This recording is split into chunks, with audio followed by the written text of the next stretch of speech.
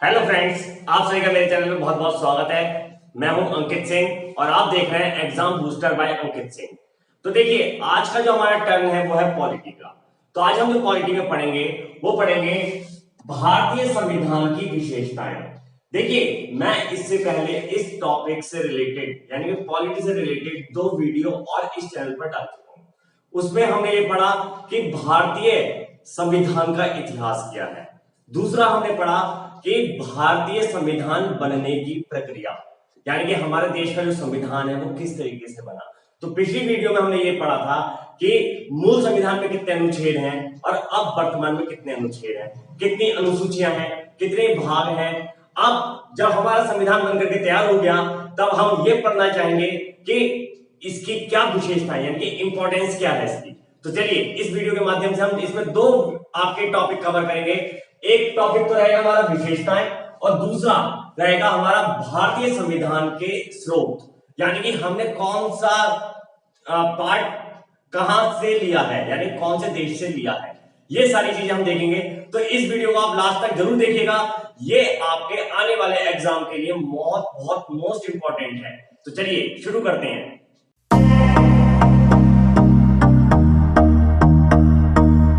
चलिए देखते हैं, हमारा टॉपिक है भारतीय संविधान की विशेषताएं। तो पहले हम विशेषताओं को कवर करते हैं, फिर इसके बाद हम पढ़ेंगे स्रोत कि कौन सा चीज हमने कहां से ली है।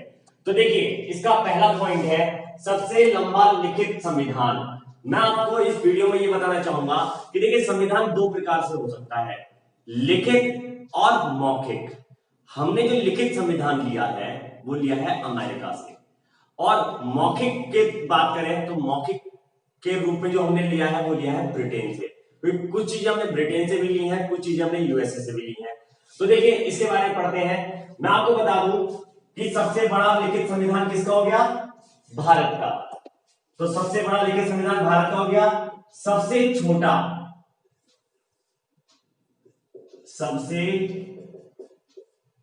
छोटा लिखित संविधान वो किसका है? वो है अमेरिका का। क्लियर हो गया? यानी कि इसमें केवल मात्र 7 अनुच्छेद हैं अमेरिका के जो संविधान में है। और देखिए, दूसरा पॉइंट हमारा बनता है कि अगर हम बात करें सबसे बड़ा लिखित संविधान, तो यहां पर हम बात करेंगे भारत की। तीसरा पॉइंट हमारा बनता है मौखिक संविधान। मौखिक संविधान कहां का है? वो है हमारा ब्रिटेन का। अगर हम बात करें ब्रेल लिपि में संविधान, देखिए, ब्रेल लिपि वो लिपि होती है जो अंधे लोग छू करके पढ़ते हैं। तो ब्रेल लिपि में जो है वो है हमारा कौन से देश का? ग्रीस का। ये 4 इंपॉर्टेंट पॉइंट्स हैं, इन्हें भी आपको याद रखना है। तो चलिए हम अपने टॉपिक पर दोबारा आते हैं। तो देखिए, सबसे पहला पॉइंट है सबसे लंबा लिखित संविधान। अब लिखित संविधान सबसे लंबा इसलिए है भैया, जब इसे इतना ज्यादा समय लगा बनने में तो लंबा तो होना ही था। हमारे देश के संविधान को बनने में कितना समय लगा? वो लगा 2 वर्ष 11 महीने 18 दिन। ये मैंने आपको ये बात पिछली वीडियो में भी बताई है। तो जिन लोगों ने मेरे पॉलिटी की पिछली वीडियो ना देखी हो वो भी देख लें। अब देखते हैं। देखिए, जिसमें प्रारंभ में 395 अनुच्छेद मीन्स होता है आर्टिकल, 8 अनुसूची मीन्स होता है शेड्यूल, तथा 22 भाग मीन्स होता है पार्ट थे। अब देखिए, इसका क्वेश्चन कैसे बनेगा? वो पूछेगा कि भारतीय संविधान के मूल भाग में कितने अनुच्छेद हैं, या भारत के मूल संविधान यानी कि जो हमारा प्रारंभ 1950 से जो लागू हुआ वो वहां हमारा मूल संविधान, उसमें कितने अनुच्छेद हैं, कितनी अनुसूची हैं और कितने भाग हैं, ये हमने याद कर लिया। अब परंतु संसद ने इसमें संशोधन आगे भी जारी रखते हुए इसकी वर्तमान संख्या 460 के पार पहुंचा दी है। किसकी? अनुच्छेद भी। क्लियर हो गया? अब देखिए, भारत में संविधान में कोई भी संशोधन किया जाता है तो उसकी अथॉरिटी किसे है? वो है संसद को। यानी कि हमारे देश के संविधान में बदलाव करने का अधिकार किसे है? तो आंसर होगा इसका संसद को। चलिए नेक्स्ट देखते हैं, अभी आगे पहुंचा दी है। वर्तमान में 12 अनुसूची हैं। पहले कितनी थी? 8। कितनी बढ़ी? 4, तो कितनी हो गई? 12। तथा 25 भाग हैं। पहले भाग कितने थे? 22। अब कितने हैं? 25। कितने बढ़े? 3 भाग। तो चलिए आगे देखते हैं। आज भी अंतिम अनुच्छेद यानी कि लास्ट आर्टिकल जो है वो 395 है तथा अंतिम भाग 22 ही है। यानी कि देखिए, अगर हम कॉन्स्टिट्यूशन पढ़ते हैं या संविधान पढ़ते हैं तो उसमें आप ये देखोगे कि जो लास्ट आर्टिकल है वो क्या है? 395 ही है। लेकिन मैंने आपको बताया 460 है टोटल। तो ये बढ़े कैसे? तो अंतिम भाग कितना है? 22 ही है। लेकिन इनकी संख्या का, खा, गा या ABC करके बढ़ा दी गई है। यानी कि एक ही पार्ट के कई सारे भाग बना दिए गए हैं। तो अगर हम टोटल भाग देखेंगे तो 25 है, लेकिन तो एक्चुअल में कितने हैं? 22 हैं। क्लियर हो गया? चलिए अब आगे देखते हैं। देखिए नेक्स्ट है विशालता का कारण। यानी कि हमारा जो देश का संविधान है वो विशाल क्यों है?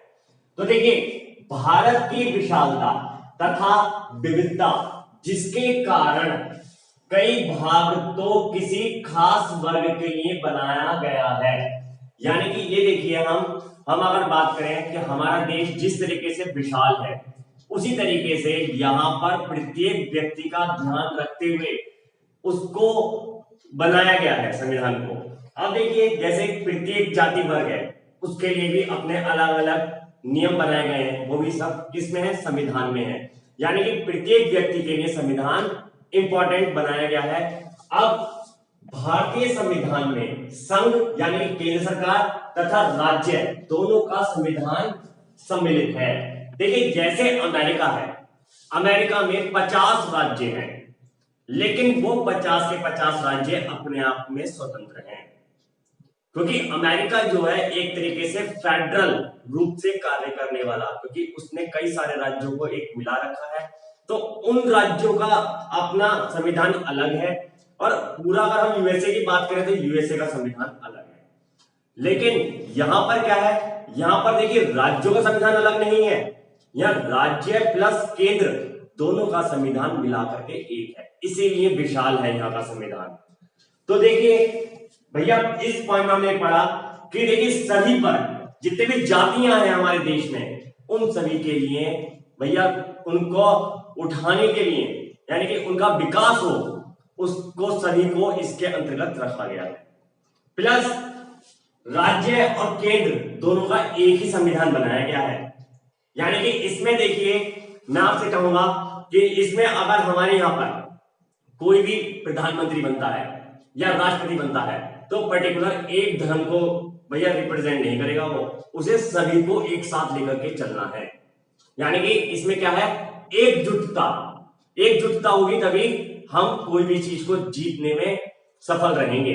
तो चलिए आगे अब नेक्स्ट पॉइंट पर देखते हैं हम, कठोर एवं लचीला संविधान। यानी कि ये कहते हैं कि भारत का संविधान कठोर है।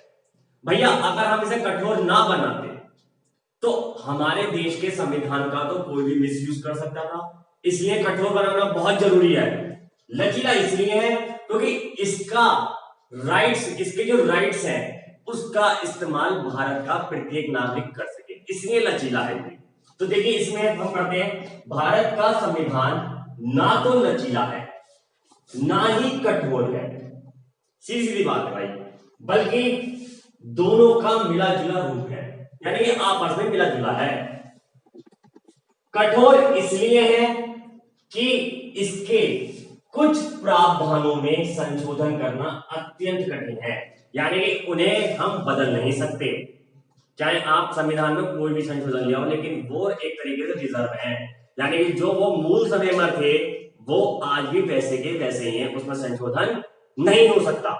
लेकिन कुछ चीजें ऐसी हैं जिसमें हम संशोधन करके उसमें बदलाव कर सकते हैं, तो उसको हम बदलाव कर देते हैं। तो देखिए, ये अगर हम बदलाव नहीं कर सकते उसमें तो वो क्या है, वो हो गया हमारे लिए कठोर। हम बदलाव कर सकते हैं तो वो हो गया एक तरीके से लचीला, यानी कि वो प्रावधान हमारे लिए लचीला है जिसमें हम संशोधन कर देंगे, और जिसमें हम संशोधन नहीं कर पाएंगे वो प्रावधान हमारे लिए कैसा है, वो कठोर है। तो ये कैसा है, हमारे देश का संविधान ना तो लचीला है ना कठोर है, यानी कि दोनों का मिला जुला असर है इसमें। तो चलिए अब आगे देखते हैं। देखिए फोर्थ है एकात्मकता की ओर झुकाव के साथ संघीय व्यवस्था, यानी कि हमने इसमें यह पढ़ना है कि जो हमारे देश की जो सरकार है उसमें एकजुटता होनी चाहिए, यानी कि हमने सिंगल चीज को ज्यादा महत्व दिया है। अब देखिए इसमें पॉइंट्स क्या क्या है, शक्तियों का विभाजन। शक्तियों का विभाजन ये है कि हमारे यहाँ पर जितने भी उच्च पदों पर नियुक्त व्यक्ति हैं उनको उनके राइट्स के अकॉर्डिंग शक्तियां दी गई हैं। जैसे राष्ट्रपति हैं, राष्ट्रपति सुप्रीम पावर है, उनके हाथ में तो सारी शक्तियां हैं। उसके बाद हम जैसे हम बात करें attorney of general, solicitor of general, आपके चुनाव आयुक्त, मुख्य चुनाव आयुक्त, ये जो पद है इन पर जो नियुक्त व्यक्ति हैं उन्हें भी अब उनके अकॉर्डिंग शक्तियां दी गई हैं कि वो क्या कार्य करेंगे क्या कार्य नहीं करेंगे। चलिए नेक्स्ट आता है स्वतंत्र न्यायपालिका। स्वतंत्र न्यायपालिका यानी कि हमारे यहाँ की जो न्यायपालिका है उसको स्वतंत्र रखा गया है। देखिए चाहे वो आपका जिला कोर्ट हो, आपकी हाई कोर्ट हो या सुप्रीम कोर्ट हो, अगर वो सरकार के खिलाफ कोई भी आदेश लाती है तो सरकार को उस आदेश का पालन करना पड़ेगा, सरकार उसके अगेंस्ट नहीं जाएगी। तो ये क्या है, हमारे देश में जो न्यायपालिका है वो बिल्कुल स्वतंत्र रूप से कार्य करने के लिए सक्षम है। तीसरा आता है दो सरकार। तो देखिए यहां पर हमारे देश में दो सरकार बनाने का भी प्रावधान है। दो सरकार कैसे, एक सरकार हो गई आपकी केंद्र सरकार और दूसरी हो गई हमारी राज्य सरकार। अब जरूरी नहीं है कि केंद्र में अगर किसी भी पार्टी की सरकार है तो राज्यों में भी उन्हीं की सरकार होगी, ये जरूरी नहीं है। राज्यों में उनके अपोजिट पार्टी की भी सरकार बनाई जा सकती है, ये प्रावधान भी हमारे देश के संविधान में। आपका चौथा पॉइंट आता है एकल नागरिकता, यानी कि हमारे देश में ये नहीं है कि अगर आप जैसे यूपी में रहते हो या आप मध्य प्रदेश में रहते हो तो आपको अलग अलग स्टेट की नागरिकता लेनी पड़ेगी, नहीं। अगर आप किसी भी स्टेट में रहते हो तो केवल आपके पास एक ही नागरिकता रहती है, वो रहती है भारत की नागरिकता। तो यहां पर क्या है कि सिंगल सिटीजनशिप का प्रावधान है। अभी हम नागरिकता के बारे में और ज्यादा डिटेल में पढ़ेंगे कि जब मैं आपको इसके अनुच्छेद पढ़ाऊंगा तो मैं उसमें और आपको डिटेल में बताऊंगा कि नागरिकता के संबंधित कौन कौन से अनुच्छेद हैं, तो वो वीडियो भी आपको जरूर देखनी है। तो देखिए नेक्स्ट आता है हमारा आपातकालीन प्रावधान, यानी कि इमरजेंसी जो शक्तियां होती हैं उसका क्या क्या प्रावधान है, उसको किस तरीके से प्रयोग करना है, ये सारी चीजें भी हमारे भारतीय संविधान में लिखी गई हैं। तो ये थी हमारे भारतीय संविधान की विशेषताएं। अब हम बात करते हैं कि भारतीय संविधान के स्रोत, यानी कि हमने कौन सी चीज कौन से देश से ली है, ये भी मोस्ट इंपॉर्टेंट पॉइंट है आपका। और देखिए एक बार को इस टॉपिक से रिलेटेड क्वेश्चंस आपसे ना पूछा जाए, लेकिन जो मैं आपको स्रोत बताने जा रहा हूं इसका 101% एग्जाम में क्वेश्चन पूछा जाता है। तो इन्हें भी आप ध्यान से देखिएगा और सारी चीजें आप नोट करते रहिएगा, जिससे कि आपके नोट्स भी तैयार होते रहेंगे और आपको याद भी होता रहेगा। चलिए आगे देखते हैं। देखिए अब हम पढ़ते हैं इसके स्रोत और उनसे संबंधित देश, यानी कि भारतीय संविधान के स्रोत तथा उनसे संबंधित देश, यानी कौन सी चीज हमने कहां से ली है। तो देखिए पहला देश है हमारा अमेरिका, जिसको हम बोलते हैं यूएसए। यूएसए से हमने देखो क्या कह लिया, मौलिक अधिकार यानी कि फंडामेंटल राइट्स।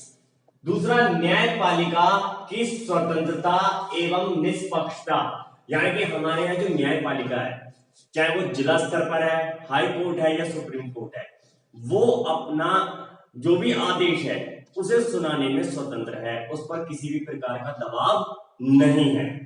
क्लियर हो गया। और निष्पक्षता यानी कि उनका ही जो फैसला है वो पूरी तरीके से कैसा है, बिल्कुल सटीक है। क्लियर हो गया। तो ये चीज भी हमने कहां से ली है, यूएसए से ली है। तीसरा आता है न्यायिक पुनर्विलोकन, यानी कि जो हम पुनः याचिका जो डालते हैं आपका कोर्ट वगैरह में, वो चीज भी हमने कहां से ली है, वो भी हमने अमेरिका से ली है।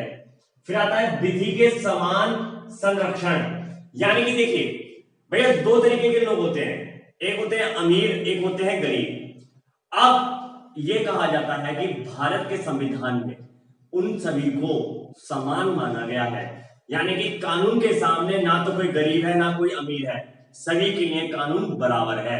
तो ये चीज भी हमने कहां से ली है? यूएसए से, यानी कि विधि के समान संरक्षण, विधि के सामने सब इक्वल है। नेक्स्ट आता है राष्ट्रपति पर महाअभियोग की प्रक्रिया, यानी कि देखिए हमारे देश में केवल दो ही व्यक्ति हैं जिन्हें महाअभियोग के द्वारा हटाया जा सकता है। पहला होते हैं राष्ट्रपति और दूसरे होते हैं मुख्य न्यायाधीश। तो ये महाअभियोग की जो प्रक्रिया है वो कहां से ली गई है? वो भी कहां से ली गई है? अमेरिका से। चलिए नेक्स्ट है संघ के रक्षा बलों का राष्ट्रपति सर्वोच्च समादेशक, यानी कि देखिए हमारे यहाँ पर तीन सेनाएं हैं भाई, आपकी कौन कौन सी हैं? Army, navy and air force. तीनों का जो आपका सर्वोच्च कमांडर होता है वो कौन होता है? राष्ट्रपति होता है, यानी तीनों सेनाओं का जो सर्वोच्च कमांडर है वो राष्ट्रपति है। तो ये चीज भी हमने कहां से ली है? वो भी हमने यूएसए से ली है। नेक्स्ट आता है उपराष्ट्रपति का पद, यानी उपराष्ट्रपति का जो पद है हमारे यहाँ पर, जैसे कि इस समय एम वेंकैया नायडू है, तो ये पद भी हमने कहां से लिया है? वो भी हमने कहां से लिया? अमेरिका से। और ये भी इसमें तय किया गया है कि जो हमारे यहाँ पर उपराष्ट्रपति होगा वो कौन होगा? वो राज्यसभा का सभापति होगा, यानी कि इनका जो मेन पद होता है वो क्या होता है? राज्यसभा का सभापति। और जो भी इस पोस्ट पर होगा वही हमारे देश का जो होगा उपराष्ट्रपति होगा। ये चीज भी हमने कहां से ली है? यूएसए से।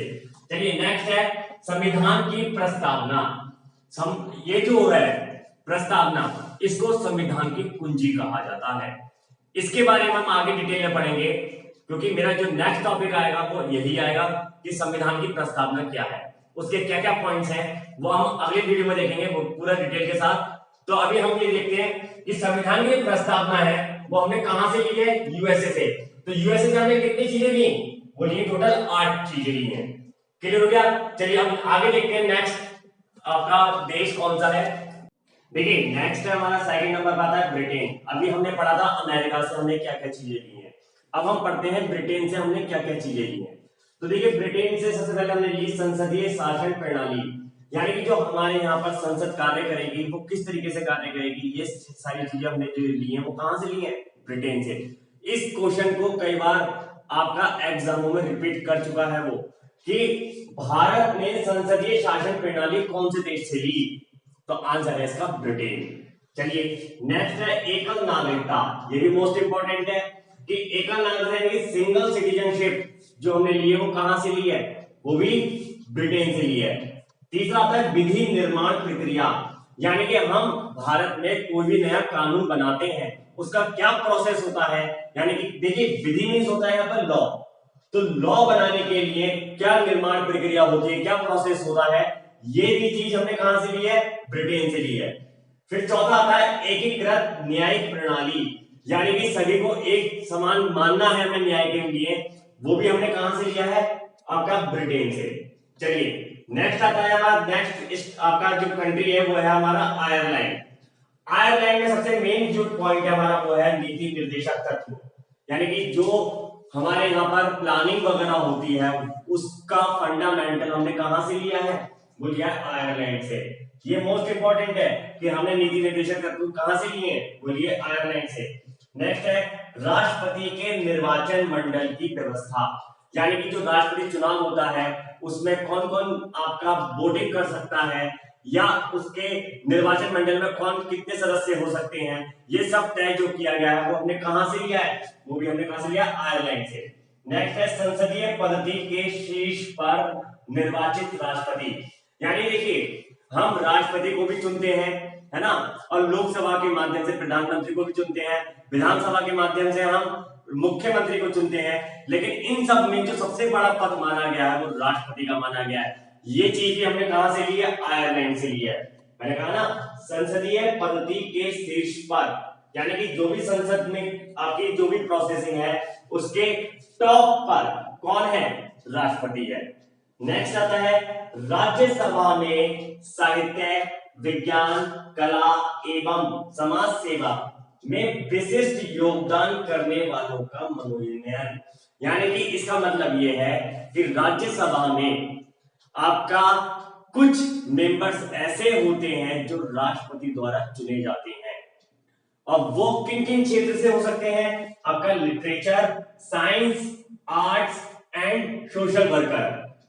साहित्य को इंग्लिश में बोलते हैं लिटरेचर, साइंस यानी विज्ञान, कला यानी कि आर्ट्स, और समाज सेवा यानी कि सोशल वर्कर। देखिए अभी कुछ साल पहले जो है सचिन तेंदुलकर जो कि क्रिकेटर है, उन्हें राज्यसभा सांसद बनाया गया। तो उन्हें किस क्षेत्र से उठाया गया? उन्हें उठाया गया कला के क्षेत्र से। रेखा जो अभिनेत्री हैं, उन्हें भी राज्यसभा सांसद बनाया गया है, तो उन्हें भी कहां से उठाया गया? कला के क्षेत्र से। तो इन 4 सेक्टर से जो भी आप बेस्ट से बेस्ट कार्य करते हो और उससे हमारे देश का नाम रोशन होता है, तो आपको राज्यसभा सांसद बनाया जा सकता है। तो क्वेश्चन हमारा यह आता है कि राज्यसभा सांसद इनमें से किस फील्ड से चुने जाते हैं, यानी कि राष्ट्रपति द्वारा किन फील्ड से चुने जाते हैं? तो साहित्य, विज्ञान, कला एवं समाज सेवा। तो ये पार्ट भी हमने कहां से लिया? आयरलैंड से लिया। चलिए आगे देखते हैं हम। 4th कंट्री आती है हमारी कनाडा। संघीय ढांचा, संघीय ढांचा मींस जो भी हमारा स्ट्रक्चर है आपका सेंट्रल गवर्नमेंट का, वो स्ट्रक्चर हमने कहां से लिया? कनाडा से लिया है। नेक्स्ट है भारतीय संघ को यूनियन का नाम देना। यानी कि हम ये भी तो कह सकते हैं कि भाई जो हमारे ग्रुप्स हैं, है ना, उसे हम समूह भी कह सकते हैं, लेकिन यहां पर जो प्रयोग होता है ऑफिशियल नेम होता है यूनियन। ठीक है, तो यूनियन शब्द भी कहां से लिया गया? वो भी कनाडा से लिया गया। नेक्स्ट है अवशिष्ट शक्ति केंद्र सरकार के अधीन, यानी कि जो स्पेशल पावर है वो सेंट्रल गवर्नमेंट के पास है, ना कि अपोजिट पार्टी के पास है। ठीक है, तो जो भी हमारे यहाँ पर सेंट्रल गवर्नमेंट में सरकार रहती है उसके पास एक स्पेशल पर शक्ति रहती है, और ये चीज भी हमने कहां से ली है? कनाडा से ली है। नेक्स्ट आता है हमारा 5th आता है दक्षिण अफ्रीका। दक्षिण अफ्रीका को इंग्लिश में बोलते हैं साउथ अफ्रीका। तो यहां से हमने केवल एक ही चीज ली है, वो ली है संविधान संशोधन प्रक्रिया, यानी कि संविधान में जो भी संशोधन होता है ये प्रोसेस हमने कहां से लिया? दक्षिण अफ्रीका से। देखिए इसको याद करने की छोटी सी ट्रिक बता दूं। देखिए हमारे देश में आप कोई भी बदलाव करते हो और आपसे उस बदलाव का अगर कोई चार्ज लेता है, यानी कि पैसा लेता है, तो आप जल्दी से बदलाव नहीं करते हो। मानोगे बात? अब अगर आपसे वो कहा जाए कि मैं इसका कुछ कॉस्ट नहीं ले रहा, फ्री में कर रहा हूं आपका बदलाव, तो देखिए कहां से लिया हमने? संविधान संशोधन अफ्रीका से। तो याद कर लो फ्री का, यानी कि संशोधन क्या है? फ्री का, यानी कि वो कहां से लिया गया? दक्षिण अफ्रीका से। नेक्स्ट आता है आपका जापान। विधि द्वारा स्थापित प्रक्रिया, यानी कि लॉ के द्वारा जो भी हमारा प्रोसेस चलता है, ठीक है, वो हमने कहां से लिया? वो लिया हमने जापान से। नेक्स्ट आता है हमारा ऑस्ट्रेलिया। ऑस्ट्रेलिया से हमने लिया संवर्ती सूची, जिसमें हमारे राज्य सूची और केंद्र सूची दोनों आती है। ठीक है, कि केंद्र को क्या काम करने हैं और राज्यों को क्या काम करने हैं, ये हमारा आता है संवर्ती सूची में, और वो चीज हमें कहां से ली है? ऑस्ट्रेलिया से ली है। चलिए अब आगे देखते हैं। देखिए नेक्स्ट है हमारा फ्रांस।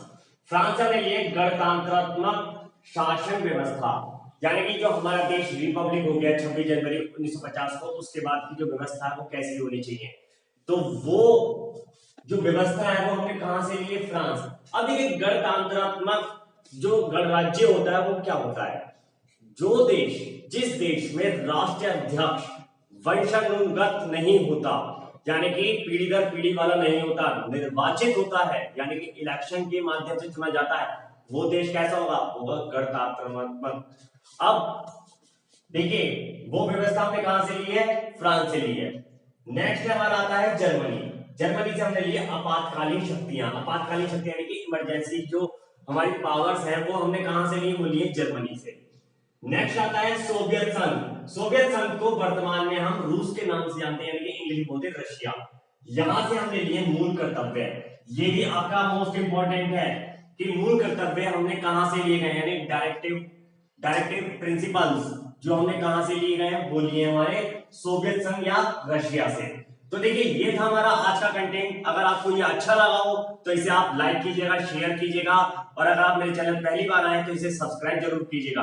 और सब्सक्राइब करने के बाद आप बेल आइकन को जरूर दबाइएगा, जिससे कि मेरे आने वाली सभी नई वीडियोस की नोटिफिकेशन आप तक पहुंच जाए और आपसे कोई भी स्टडी से रिलेटेड वीडियो आपसे मिस ना हो, जिससे कि आपका सिलेक्शन होने से ना रुक पाए, आप सबसे पहले सिलेक्शन आप ही का हो।